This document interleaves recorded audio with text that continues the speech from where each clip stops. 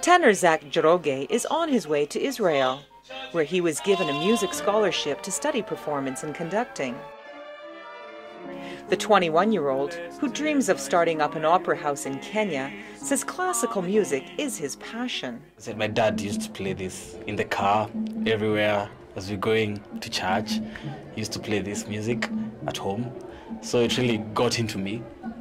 Then he had to buy me a piano to start training myself on how to play piano. Njoroge was one of 3 Kenyan tenors who sang recently in honor of Luciano Pavarotti, the late Italian tenor who Njoroge hopes to emulate. Okay, let me start this. Kenya's boom in classical music is especially pronounced among the young. 1, 2, 3. Good girl, very well done. Enrollment in private tutoring sessions at the Kenya Conservatoire of Music has gone up 25% within the past 2 years. 3 radio stations in Kenya now offer regular classical music programming. Elizabeth Njoroge studied classical music abroad. Back home, the soprano not only performs, this year she also founded the magazine Classics for Kenya's classical music lovers. In Kenya and as a whole, I think there has been a rebirth of the arts.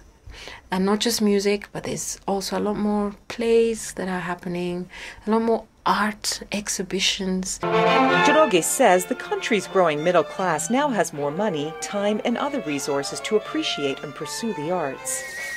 Kenya has a rich heritage of traditional music, with the country's many ethnic cultures having distinctive instruments and beats.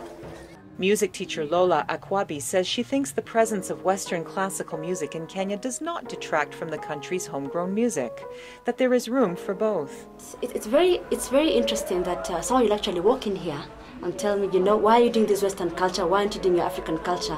And I'm thinking you should be dressed in a skin, speaking Swahili, asking me that question.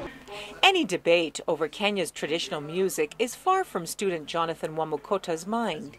He says he loves Beethoven's Moonlight Sonata. That's the still water edge.